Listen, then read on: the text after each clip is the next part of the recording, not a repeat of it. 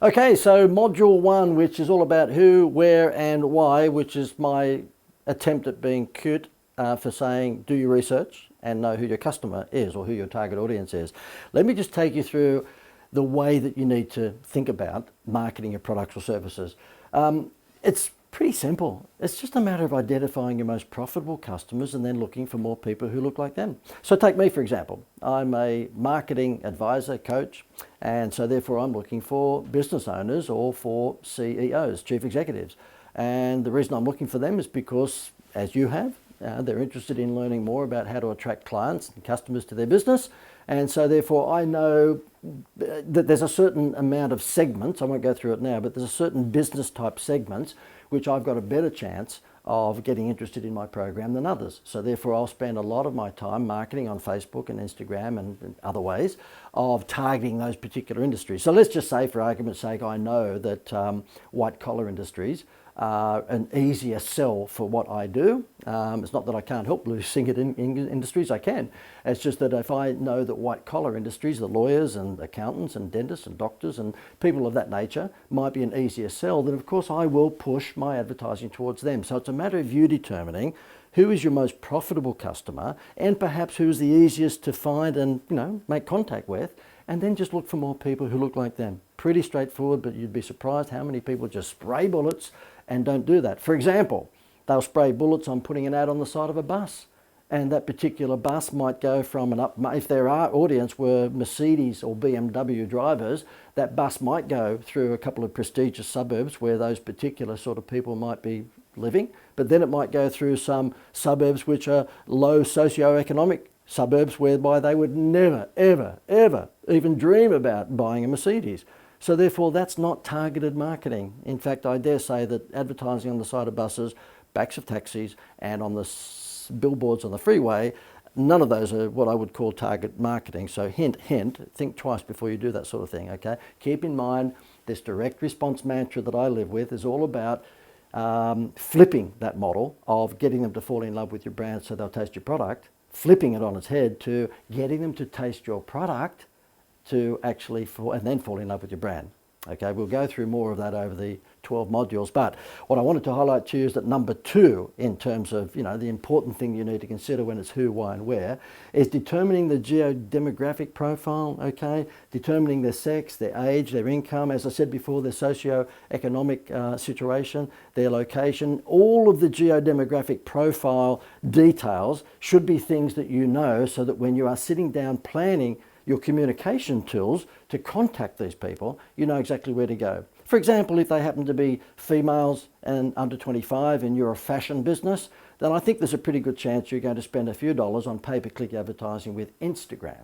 I think there's a pretty good chance of that, and probably Facebook as well. But the fact of the matter is, if you happen to be dealing with an audience that predominantly might be seniors, although it's a growing audience online, but nonetheless, if you're dealing with seniors, you might choose a seniors magazine. It may well be that you've got a business targeting senior holidays, hosted holiday tours where seniors go on a coach tour or maybe a train tour. You may well find that despite, yes, that age group is certainly growing in terms of using the internet, but you might also think, well, there's a good reason to actually promote my seniors hosted holiday tours in a seniors magazine or seniors newspaper. It's all about message to market match. Once you've identified your most profitable audience, look for more people who look like them by choosing the media communications channels that they would more likely consume. Pretty simple. Number three, okay, I'm looking at my laptop, that's why I'm looking down here. Research. Okay, so look, it's really, really easy now because you've got online research facilities like SurveyMonkey and SurveyShare. If you might like to just take note of that, SurveyMonkey.com, SurveyShare.com. Just go and have a look at those websites and you'll see that they can provide you with a survey template these days, which you can just basically use for a very low investment. And you can send that out to a selection of your current database, asking them questions about how they feel with your product or service. And then of course that will help you determine more and more what they want. Now there's two sorts of surveys. There's one which is quantitative, which means you send out maybe 500 or 1,000 surveys, so it's quantity, that's why it's called quantitative. And then there's qualitative, which is a more touchy-feely sort of survey, whereby you find out what they feel about your product. The quantitative one might be, how do you like the design of our packaging? Yes or no? And, basically send that out to 1,000 people and they go, yes, 82%, no, 18%. Whereas the other qualitative research is more about how do you feel about the ambience and the brand persona of our product? Do you think it's A, B, C? Is it warm and fuzzy? Is it come across to you as being a prestigious product? Do you think it's a working class product? So on and so forth. So they give you the touchy-feely responses of how they feel about your product or service. Anyway, you can learn more about that just by going onto surveymonkey.com and having a look at how they put together surveys for you. Collecting a database. Look, I've got to say this to you, is that hardly anyone does this in this day and age of the information age that we live in. It's nuts. It's crazy that people just aren't collecting data. You can walk into Kmart today and you can spend $1,000, $2,000, $50,000 in Kmart and they won't ask for your details. You can go to almost any offline retail business today and they won't ask you for your details. Do you know that in Australia today, you might be watching this in another country at the moment, but just in Australia today, 1.7 million people will go through a McDonald's restaurant. And guess what? McDonald's have no clue who any one of them is. That's nuts. When you've joined my program, I found out pretty much all about your business. And I've done that so that I can actually, hopefully, provide you with better service. And at some stage, I might want to upsell something else to you. I know all about you. Okay, I've got your website address, I've got your email address, I've got your phone number, all that sort of stuff. You can walk into the biggest, sort of fast food restaurant chain in the world today, anywhere in the world. I'm just giving you Australian statistics, about 1.7 million visitors today. Goodness knows what that would be in America. It's probably 20 or 30 million. The fact is, you can walk in there and spend whatever you like today at McDonald's and they have no clue who you are. Can you imagine how potent it would be that instead of giving you that little receipt and asking you to wait a minute whilst they pretend that they're making your hamburger fresh, can you imagine if they said, look, just fill in that form, your name and your, basically your phone number and your email, and you could win whatever it might be, a holiday or whatever. Can you imagine the amount of data they would collect? Even if they only collected 30 or 40% of people waiting for their hamburgers, that would still be today in Australia, maybe 500,000 names and contact details. So you just think about, are you collecting data? And if you're not, then do it straight away. You can walk into just about any restaurant in the world today with your husband or with your wife or boyfriend, girlfriend or business colleague, and you can spend $200 on a meal, have a bottle of wine and have a lovely dessert and the whole shooting match. And guess what? They'll let you leave without collecting your contact details. Can you imagine if they did? What would happen then is that they would say, maybe in a week or 2 weeks' time, they'd be able to send you a text message, not so much an email, but text messages, because, email open rates, you're doing pretty well if you get 20% open rate. Text messages, 94% open rate within 3 minutes. Why would you send email? So let's just say you've got their cell number. In a fortnight's time, when on a Tuesday night your restaurant is not all that busy, you would send a text message and you would say, hi John, hi Susie, Chef Pierre has an incredible deal for you tonight. It's a lobster tail meal for two for just X dollars. And if you'd like to book, hurry, text back to us, yes. And we have a restaurant here in Australia that does that. And of course, when people come in for the $68 meal for two deal, they leave spending $200, by the way, because of the upsell. The fact of the matter is that he does that every afternoon at about 3 o'clock. He says to his, PA, Cheryl, how many people do we have booked in our seafood restaurant tonight out of 130 seats? And she says to him, oh, and by the way, this is one of my clients and I've taught them to do this. And she says, look, we've got 62 seats booked. And he says, we'll send out one of JD's email templates, which of course I've given to him. And it might be the one that says, we've got a meal tonight, lobster tail for two for $68. Would you like to book in? Guess what? His restaurant, once she sends out to maybe 500 of their 30,000 database, when she sends that out, their restaurant is booked, bang, within 10 minutes. In fact, he's the only restaurant in the world that's booked 364, he's not open Christmas night, 364 nights a year, 100% booked. How would you like to be in the restaurant game and have a 100% occupancy level every single night for 364 nights? It's because he collected data. And the way that he collected data was simple. I just told him when he came onto my program, just incentivize your wait staff with 50 cents for every name and contact details that they collect. So what happens is that when there's 6 people around a table before the check gets paid, the waitress just gives 6 little, competition entry forms, which are the size of an ace of diamonds, for example, and it just says, win a dinner for 10 of your friends at the end of this month. Just give us your name, your email, and your phone number. And 95% of people fill that form in whilst the check's being paid, and they collect 95% of all of their patrons' contact details, which means that whenever they want to text a special message out to them, they can do it like that. Now, over the course of a year or so, they've got about 30,000 people on this database, but they just sent out a text every day, every afternoon, to 400 or 500 or 600 to just fill their restaurant. And then tomorrow it'll be a different 400 or 500 or 600. The next day it'll be a different 4. So therefore, on their database, of course, you won't get contacted on a text message basis, probably more than once a month or once every 6 weeks. But he fills his restaurant every single day within 10 minutes of sending that text message out. And when he gets them in for the $68 meal, he upsells them to $200 before they leave.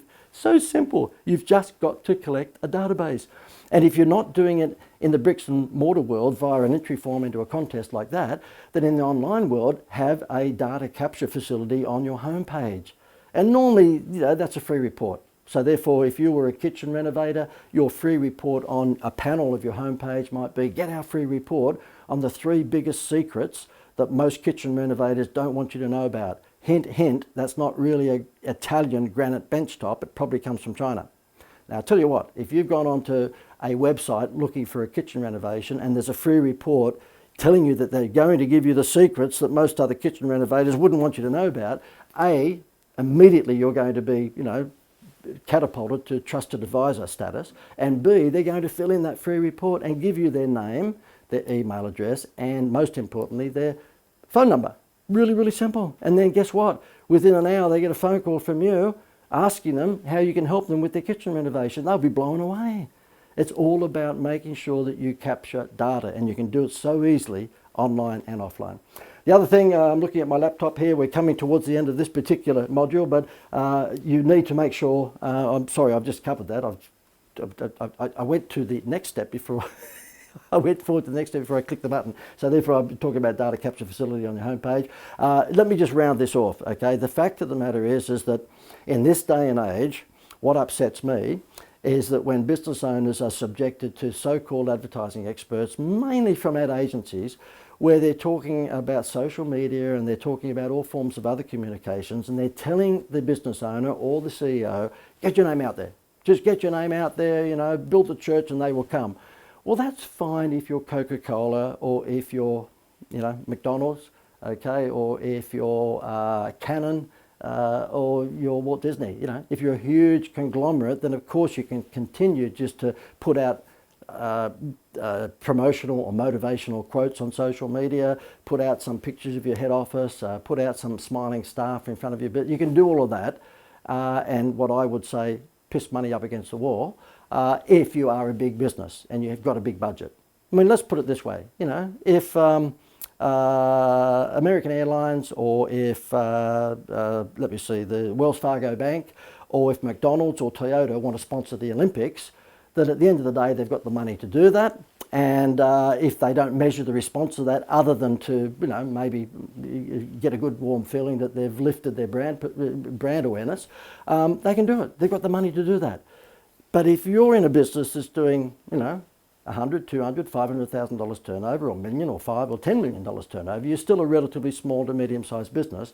Can you afford to just throw money on the side of a bus with your logo, or maybe on the back of a taxi, or on the big billboards on the side of freeways, or maybe sponsoring one of the sporting teams with your name and your brand and your logo on the back of their jerseys? No, you can't, because you want to put food on the table next week. And so therefore, if you are a small to medium-sized business, and generally that means somewhere from maybe 50 or 100,000 turnover up to 50 million turnover, then you want to follow this direct response mantra that I'm giving you the lowdown on in this program. You want to make sure that every dollar that you spend has measurability attached to it. And for that, you're going to find that you're going to get a lot of value over this next 11, 12 weeks throughout this 12-module program, because I'm going to teach you how to, forget about getting a name out there. I'm not saying that you still shouldn't do bits and pieces of that, of course. But my ideal marketing model is to actually get their name in here so that you can market to them on a cost-effective basis. So it's all about making sure you do the right research, you identify your most profitable customer. And by that, let me just finish off with this. I've had some businesses on board who go, oh, my target audience is easy, it's women. And I'll say to them, yeah, okay, but what age group? Oh, just any age group. And I find, no, that's not the case. Their particular product suited women who were over a certain age, and it might be 40 to 55-year-old women with teenage children.